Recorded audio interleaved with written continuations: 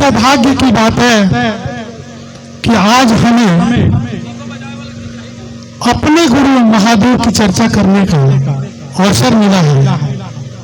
और ये हमारे गुरु भाई सुनील जी के सौजन्य से इस उरैली गांव में हम सभी अपने गुरु महादेव की चर्चा करने के लिए आए हुए हैं।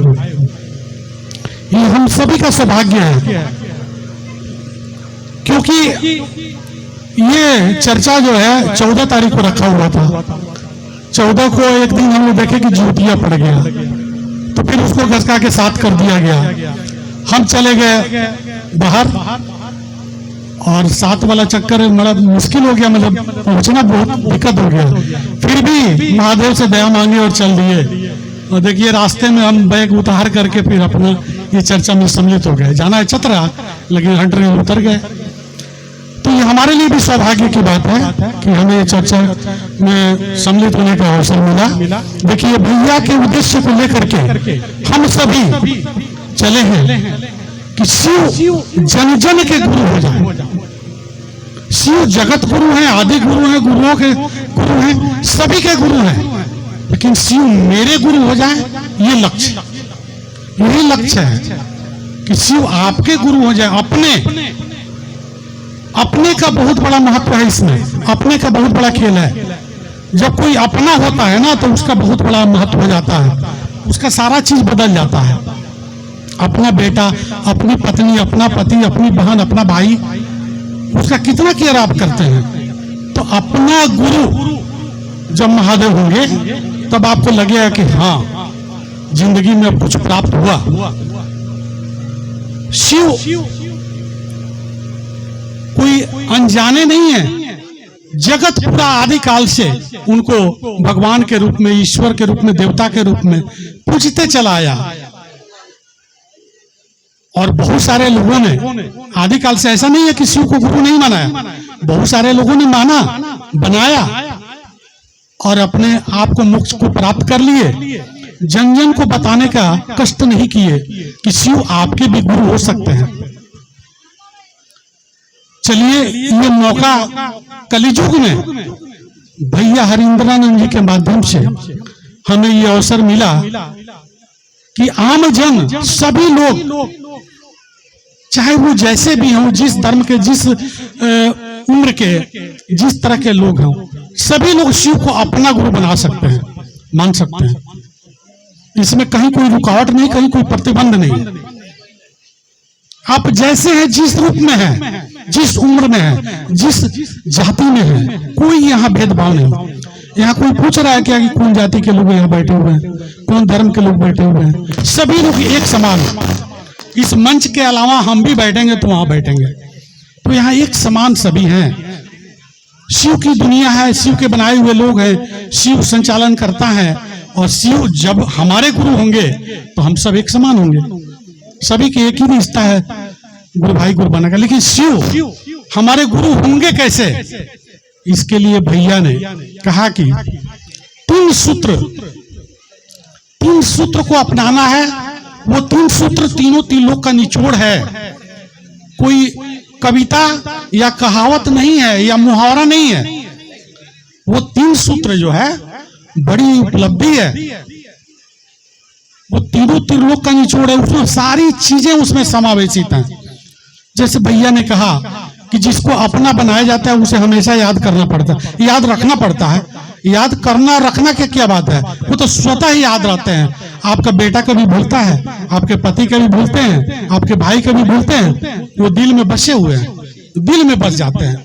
वो भूलने की बात नहीं है, वो बात करें ना करें हमेशा बसे हुए हैं।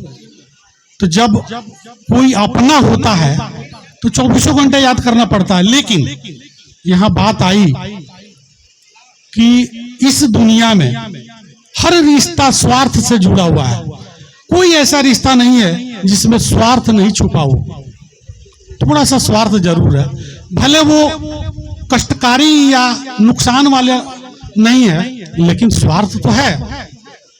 पति से पत्नी का स्वार्थ है, पत्नी से पति का, भाई से बहन का, बेटा से माँ का, सबका एक दूसरे से स्वार्थ है। तो भैया ने इस चीज को पकड़ा कहा कि याद ऐसे कोई करेगा नहीं। याद करने के लिए उन्होंने कहा कि याद को उलट दीजिए, दया मांगिए, क्योंकि स्वार्थ यहां जुड़ा हुआ है। जब हम दया मांगते हैं ना तो लगता है कि सब कुछ मिल गया, सब कुछ मिल गया। तो सबसे पहले भैया ने कहा कि आप दया ही मांग लीजिए, सब कुछ ले ही लीजिए, उसके बाद आगे का कार्य कीजिए। तो भैया ने कहा कि सबसे पहला सूत्र दया मांगिए। दया में तो बहुत सारा चीज है, एक दया पर हम अगर बोलने लगे तो 2 घंटे का समय चाहिए। उसके बाद भैया ने कहा कि दया के बाद मेन उद्देश्य जो है, जिस चीज को लेकर के हम लोग चले हैं, चर्चा। चर्चा ना होती तो हम ना होते, आप ना होते, कोई नहीं होता। क्योंकि चर्चा एक ऐसा माध्यम है जो एक दूसरे को बताया गया कि शिव मेरे गुरु हैं और आपके भी हो सकते हैं, उनसे जुड़ करके देखें, कहीं कोई रुकावट नहीं है। अगर कोई प्रतिबंध लगाता है तो उसे आप अलग हटिए, आप स्वतः शिव को अपना गुरु मान सकते हैं। बने तो है ये है, वो जगत गुरु है, बनाना नहीं है, मानना है, अपना मानना है। तो शिव को अपना गुरु मानते हुए ये बोलिए कि शिव मेरे गुरु हैं और आपके भी हो सकते हैं, इनसे जुड़ करके देखें। ये दूसरे सूत्र के अंतर्गत लेके चलना है और यही सूत्र मेन है। इसके बाद हमारा संस्कार है कि हम किसी को भी सामने देखते हैं, वो छोटे हो बड़े हो, हाथ जोड़ करके प्रणाम करते हैं। तो हम अपने गुरु को कैसे नहीं प्रणाम करेंगे? तो गुरु को प्रणाम करने के लिए भैया ने कहा कि उनके पंचाक्षरी मंत्र नमः शिवाय, जो उनके एक एक मुख से एक एक अक्षर निकला नमः शिवाय, उस मंत्र से हम अपने गुरु को प्रणाम करते हैं। तो ये 3 सूत्र जब आप लेकर के चलेंगे, अपने दिलों में बैठाएंगे, तो स्वतः शिव आपके गुरु होंगे। इसमें क्या करना है कि 2 सूत्र तो जैसे दया मांगना और नमः शिवाय से प्रणाम करना, ये आप कहीं भी किसी भी समय 24 घंटा कर सकते हैं। इसमें कहीं कोई जगह, स्थान या समय का प्रतिबंध नहीं है।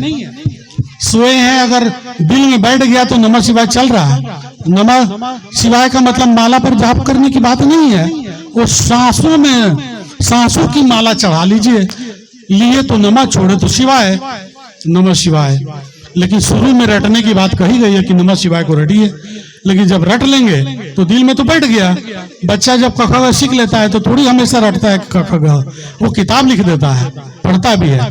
तो उसी तरह से नमः शिवाय आपके सांसों में, माला में बैठ जाएगा। तो सोए भी रहेंगे तो नमः शिवाय चलेगा, जगे भी रहेंगे, कोई भी कार्य करते रहिए नमः शिवाय चलेगा, और साथ में दया भी चलेगा। दया आप मांगते रहिए, हे गुरुदेव, हे महादेव, आप तो जगत के गुरु हैं, मेरे गुरु हैं, मैं आपका शिष्य हूं, मुझ पर दया कर दें। देखिए, दया का बहुत बड़ा महत्व है। दया का मतलब ये नहीं होता है कि आप सब कुछ एक लिस्ट बना के मांगना शुरू कर दीजिए। मांगिएगा तो उतना ही मिलेगा जो आप लिस्ट बनाएंगे, और नहीं मांगिएगा तो सब कुछ मिलेगा। हम अभी आपको 10 मिनट का समय देखिए, एक लिस्ट बना के हमको दीजिए, ये हम मंच से महादेव हैं, जो भी आप मांगेंगे तुरंत पूरा हो जाएगा। आप कितना लिस्ट दे पाएंगे, कितनी समस्याएं आप बता पाएंगे? रोज एक नई समस्या, हर पल एक नई समस्या पैदा हो रही है। आज की समस्या खत्म कर दीजिए, कल दूसरी समस्या पैदा होगी।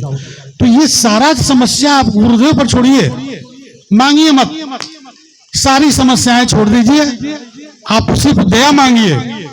नहीं मांगिएगा सब कुछ मिलेगा, और मांगिएगा तो उतना ही मिलेगा जितना मिलना है, उसमें भी काट छांट करके मिल सकता है।